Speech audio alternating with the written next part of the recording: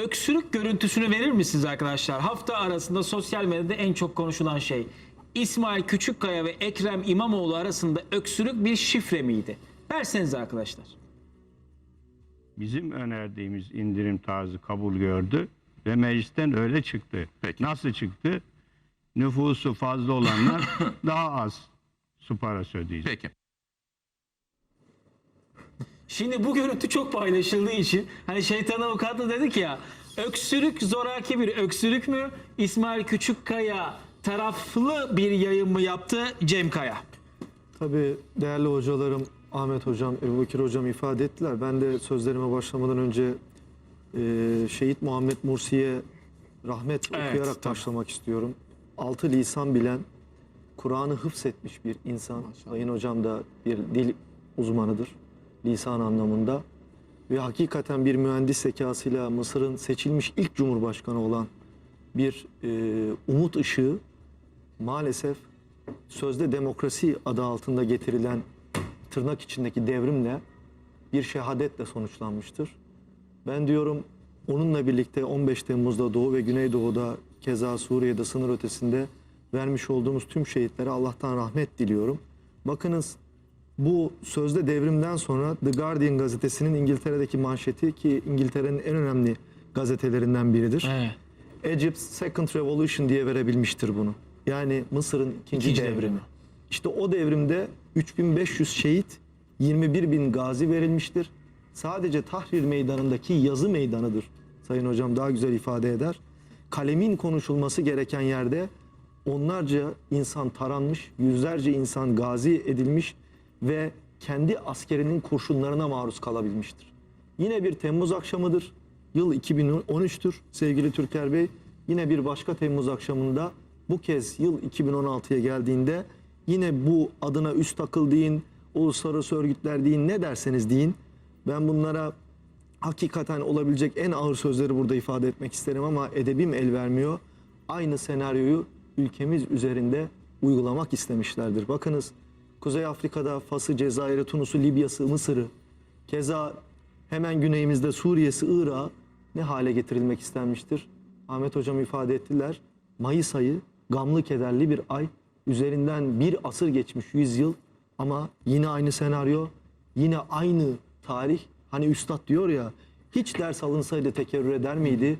Biz galiba bazı şeyleri elimizin tersiyle unutarak, İstanbul seçimlerinde de böyle mi yapıyoruz? Şimdi hep şu söylendi. Ya BK söylemi vardı, BK söylemi vardı, terk edildi. Şimdi bakıyoruz ki biz aslında o söylem bizatihi CHP kanadında daha fazla dile getirilmekte, daha fazla söylenmekte ve getirilmek istenen süreçte de seçime 72 saat kaldı. Biz milletimizin basiretine, ferasetine artık burada sığınıyoruz. Neden?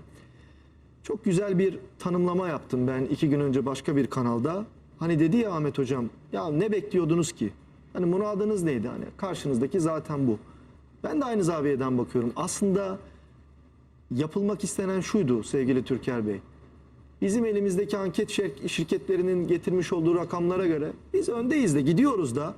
Ya bu adam da zaten her an patlamaya hazır bir bomba.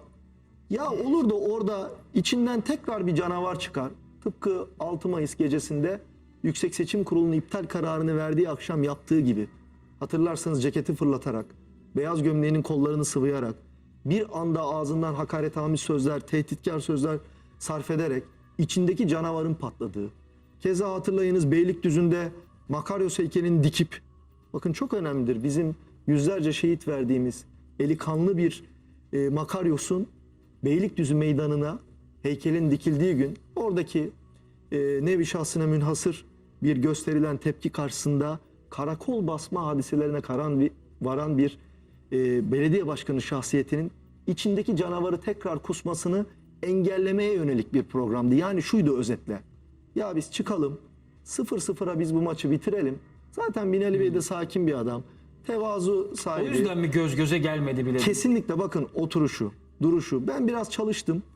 Özellikle sürelere baktım sevgili Türker Bey. Bakınız. Yani Sayın İmamoğlu süre konusunda 10 saniye alacağım var, 5 saniye alacağım var dedi sürekli. Sadece bu değil. Sevgili Okan Ama sözü kesilen daha çok kim? Bakınız ben size ifade edeceğim. Sevgili Okan Müderrisoğlu bugün yazmış.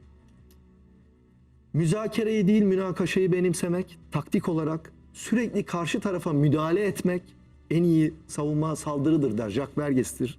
Dünyanın en önemli avukatlarından biridir bu. Hakkın rahmetine kavuştu. Allah taksiratını affeylesin. Her zaman saldırın der. Çünkü siz saldırdığınız vakit hele ki karşınızda bir de edep ehli, derviş ruhlu, çelebi ruhlu bir insan varsa, hani bizim gibi bir insanla çıksa biz onu naçizane perişan ederiz. Çünkü o içindeki o çıkarmak istediği o ruh var ya, biz onu tezahür ettiririz. Ama öyle bir program serdedildi ki bakın 32 saniye girizgah konuşması yapmış Binali Bey, 93 saniye CHP'nin adayında. Moderatör müdahalesi 26 kez Binali Bey'e. Tam 26 kez ve bunların tamamına yakını da 3 dakikalık konuşma süresi içerisinde karşı soruyla geliyor. Bakın ben burada belli bir insicam içerisinde konuşuyorum. Siz müdahale etmiyorsunuz. Ama müdahale ettiğiniz an ben ne oluyorum? Benim bir anda insicamım bozuluyor ve sözlerimin başıyla ucu dağılıyor. Sonra da ne oluyor? 3 dakika bitiyor, bir taraf öksürüyor. O da hemen başıyla talimatı aldım diyor ve süreniz doldu diyor. Ve sürekli olarak da diğer aday ne diyor? 3 saniye, 5 saniye, 10 saniye. Ya ne olurdu? Bıraksalardı.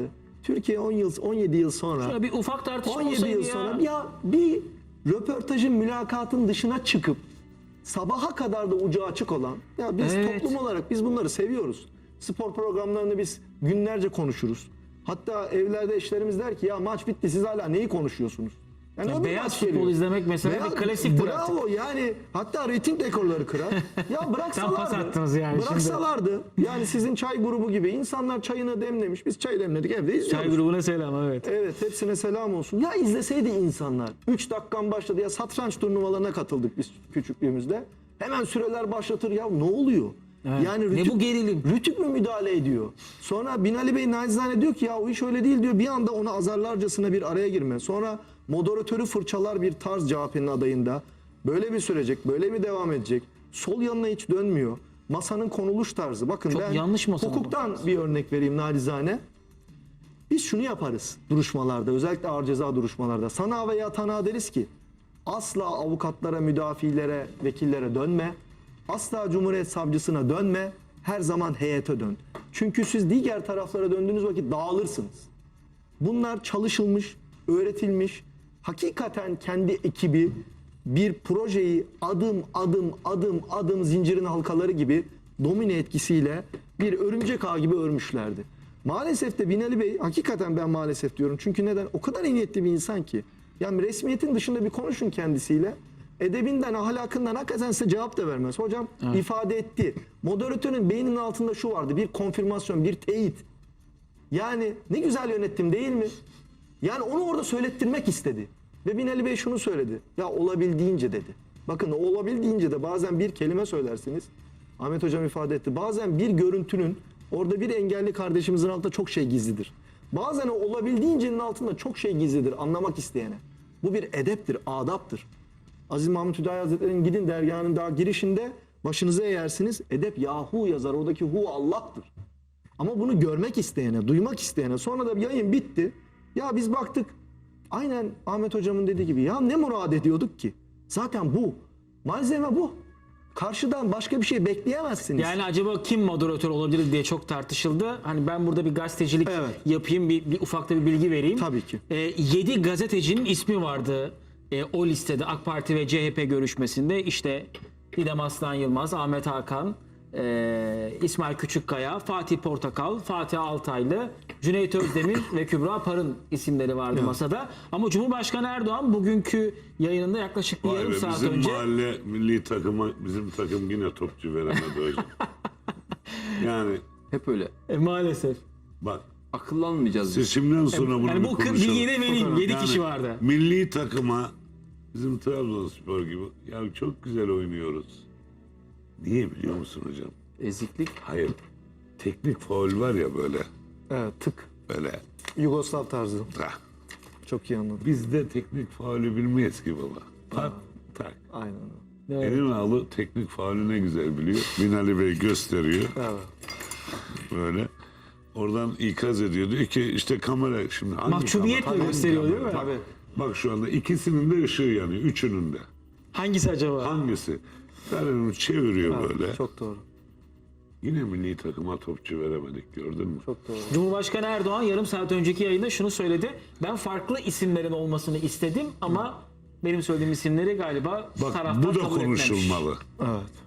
Acaba kimlerdi Cumhurbaşkanı Bakın, Erdoğan'ın hayır, verdiği değil isimler? değil değil. Milli takıma 17 merkezi idare. 24-25 yıl İstanbul'da iktidarda olan bizim mahalle takımına futbolcu veremedi. İki, mahallenin en bir numarası gönlünden bir şeyler geçiyor. Onu biz bile bilmiyoruz kim oldu. Evet. Asıl mesele burada. Doğru. Bunun konuşulması Evet, lazım. iki hususla ifade etmek isterim. Sayın Hocam dile getirdi. Bakın CHP'nin adayının ilk icraatı neydi? Geldi. Esselamun Aleyküm. Hemen bir yemek hadisesinden sonra, Musak hadisesinden sonra işte şu karardı. Bakınız Nedir o? hani kendisinin gene inkar ettiği, ya yedekleme dediği karar var ya, çok önemlidir. Burada açık ve net moderatör şunu dahi soramadı. Ya siz yedekleme diyorsunuz da burada kopyalama yazıyor. Burada dışarıdan 3 isim yazıyor. Bir diğeri ne dedi CHP'nin adayı? Ben dedi 140 bin öğrenciye burs vereceğim. Halbuki Cumhuriyet Halk Partisi'ne açmış olduğu dava işte Anayasa Mahkemesi'nin kararı. Ya ben bunu temin edebiliyorum bir hukukçu, bir avukat olarak. Bunu dahi soramadı tarafsız moderatör. Ya sen burs vereceğim diyorsun da senin partinin açtığı dava Anayasa Mahkemesi'nin 20 Kasım 2008 günlü kararı gereğince zaten sen bu vaadini Onun yerine veterisi var, getiremezsin. izleyelim mi? Bakın o kadar net ki. Burs veterisini izleyelim mi? Bunların Ahmet Hocam ifade etti. 2 gün önce farklı bir kanalda aynı örneği verdim ya, deve hadisesi. Hangi birini düzelteceksiniz? Hangi birini?